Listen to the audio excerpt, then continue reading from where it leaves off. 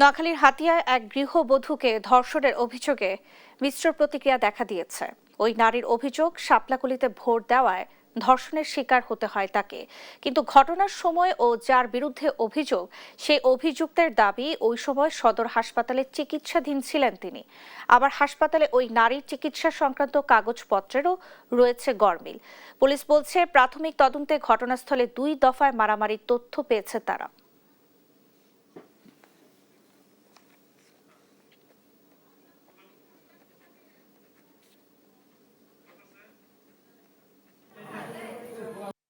লাঠি দিয়ে দরজা খুলে গেছে, দেখছে আমার স্বামী এরপর আমার এদিকে ডাকতেছে কে এমরা রহমান, তারপরে মতি, তারপরে দিয়েছে রুবেল। আমি মতিনের পরে দেখছি, আগে দেখিনি, এই 3 জনের দেখছি।